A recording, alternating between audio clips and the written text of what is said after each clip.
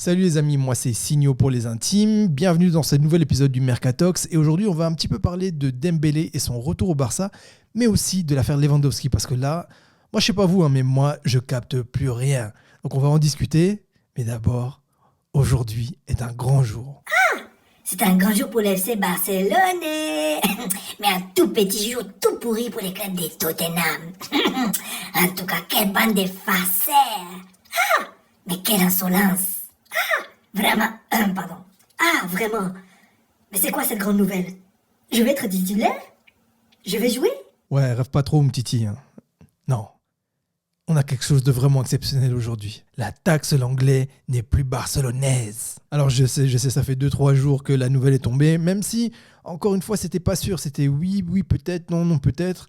Et puis bon, il y a eu le week-end, moi je reviens aujourd'hui, donc je voulais fêter ça avec vous comme il se doit. Amen.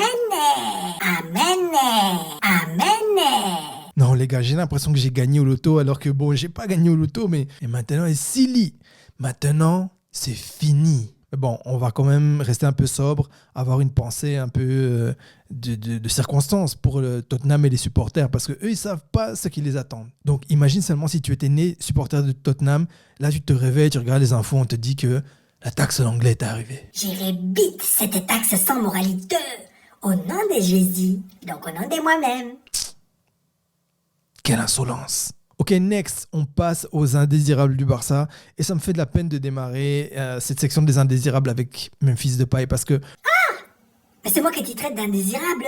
pour moi, ce n'est pas un indésirable. Mais il se trouve que là, dans l'actualité, pour la direction, apparemment, ce serait un indésirable. Donc là, on nous dit que finalement, Memphis Depay voudrait rester. Et on dirait que c'est un peu la tendance. On va le voir parmi les indésirables. Ils sont là, tranquillement. Moi, je suis là. Mon contrat est jusqu'à l'année prochaine ou dans 2 ans, dans 3 ans. Donc, il n'y a pas de souci. Et est-ce qu'on peut vraiment leur en vouloir? On va en discuter dans un instant avec un autre joueur. Next, bon, on était en train de parler du loup. Maintenant, le loup, enfin, le petit loup, mais je peux même dire le louveteau. Hein? Riqui Puig n'intéresse pas le FC Porto. Bon, le truc, c'est qu'on en parle à Benfica, on en parle au FC Porto. La moitié des clubs du Portugal sont passés. On nous dit ils veulent de Riqui Puig, finalement, ils veulent pas. Encore une fois, les amis, on est dans le Mercatox. Signo, mais quelle créativité. Donc, si je comprends bien, le Mercatox, c'est la contraction de Mercato et Intox. Vraiment, caramba, quelle insolence. La réalité, c'est que quand un joueur comme ça, quand il n'y a pas vraiment des clubs qui se manifestent, quand le club lui-même ne fait rien pour vraiment garder le joueur, c'est qu'ils sont déçus par le joueur et que les autres clubs doutent peut-être du niveau du joueur ou qu'ils ne veulent pas l'acheter pour le prix que le Barça demande. Donc peut-être au niveau du talent pur, peut-être que tu es meilleur que les autres.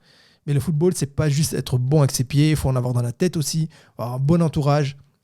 Et c'est franchement une des choses qui plombe beaucoup de joueurs. Moi, j'ai vu de ces pépites. Quand je vous dis des pépites, c'est des gars, ils ont jamais éclos, en fait.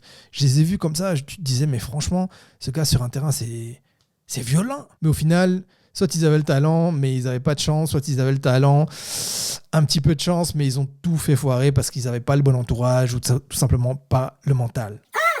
Le mental, c'est mon fromage préféré. Ma défarcée. Tu sors. Next, au rayon des indésirables, Mingueza. Mingueza, donc, on a déjà la taxe l'anglais qui est partie. Là, Mingueza, pour moi, ce gars, il doit partir. C'est ce genre de gars, je dis, il doit partir. Encore les Riqui Puig et tout. Tu te dis, il a quand même du talent. Hein, c'est juste un peu faiblard, mais il a quand même du talent. Mais Mingueza, soit il s'est fait marabouter, soit le talent, il n'y a jamais eu de talent, en fait. Ce gars doit partir. Next, il s'accroche. Il a des pinces plus fortes qu'un crabe extraterrestre. Samuel Umtiti. Donc apparemment Samuel Umtiti aurait dû aller à Rennes, mais finalement ça ne va pas se faire. Donc là, apparemment le Barça en a marre. Moi je pense que c'est plus simple que ça. Ils n'arrivent tout simplement pas à le refiler à un autre club. Les autres clubs se disent, moi mais c'est bizarre. Un joueur comme ça, le Barça n'en veut pas. Le Barça est prêt à le brader. Et voilà, il y a vraiment des doutes sur la santé du joueur, peut-être aussi sur la partie, pas santé mentale, mais sur la confiance du joueur. Encore une fois, je pense que c'est un bon gars. Mais je pense que vraiment, il y a un naufrage au niveau de la confiance, il y a un naufrage dans la tête. Next, Frenkie de Jong. Quand on aime, on ne compte pas. Caramba. Alors peut-être oui, Peut-être que quand on aime, on ne compte pas, mais tu vas comprendre dans un instant.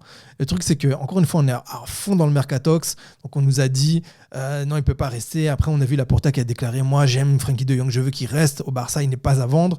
Là, on te dit non, il doit partir. Bon, où est le vrai du faux? C'est très simple. Déjà, le joueur est arrivé, il a coûté beaucoup d'argent.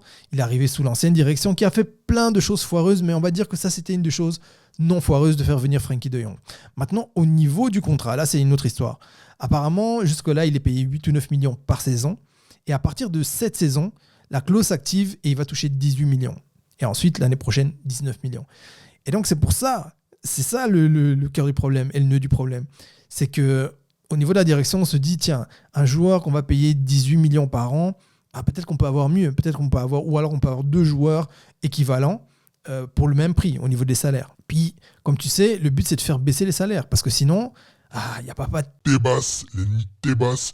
Il va venir, il va chicoter le Barça encore, il va nous empêcher de faire notre mercato. Donc, le but, c'est vraiment réduire la masse salariale, en plus de vendre les indésirables.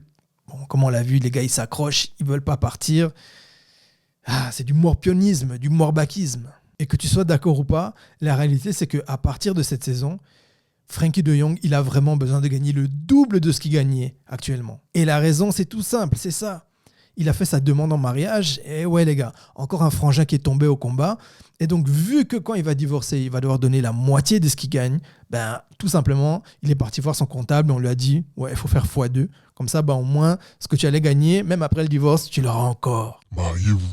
Maintenant, si cette news est vraie et s'il est vraiment déterminé à rester au Barça et toucher ses 18 millions, si tu es un supporter du Barça, mais que tu n'as pas envie qu'il reste, pas parce que forcément tu l'aimes pas, mais peut-être tu as été un peu déçu et tu te dis on a besoin de cet argent, pourquoi le gars il nous ennuie, faut nous laisser, laisse-nous. Ouais, facile à dire, signor.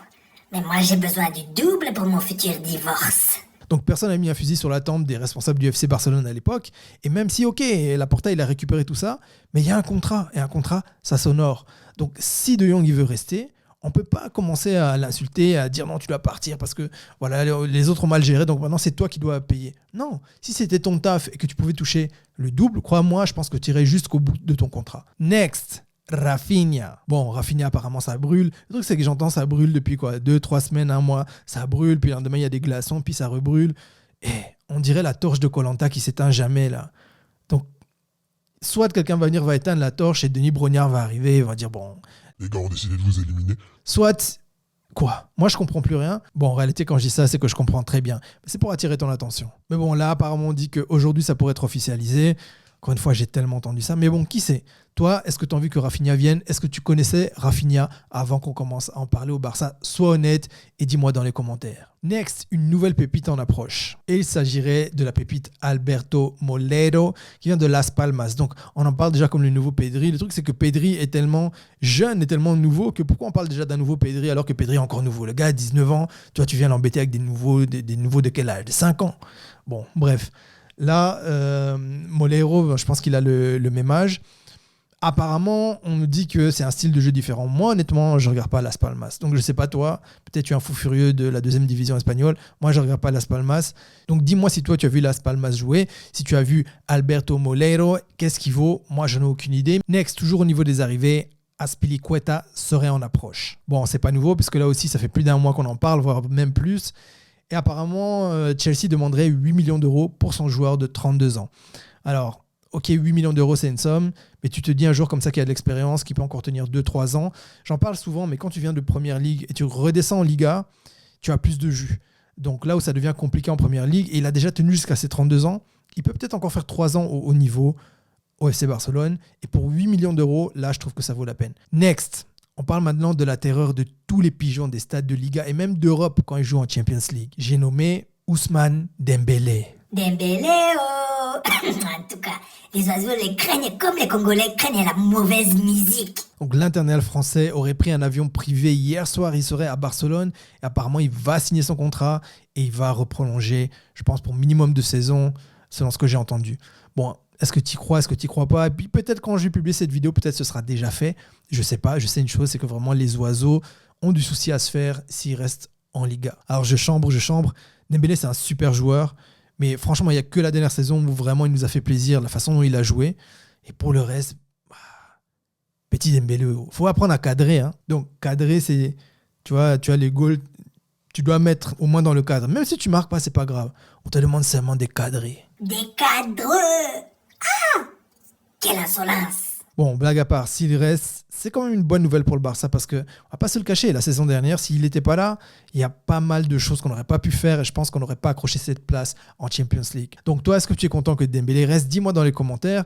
Comme j'ai dit moi personnellement, je trouve que c'est quand même une bonne chose. Next, l'affaire Lewandowski. Là, ça devient n'importe quoi, puisqu'apparemment, le Bayern demande maintenant 70 millions d'euros. Donc là, je sais pas toi, mais moi, là, j'ai du mal à suivre. Au début, je trouvais ça cartésien. Je me suis dit, bon, le Bayern n'a pas trop aimé ce qu'a fait la Porta et le Barça. Le problème, c'est qu'un jour, Laporta, il était au téléphone avec la direction du Bayern. Il pensait avoir raccroché et il a dit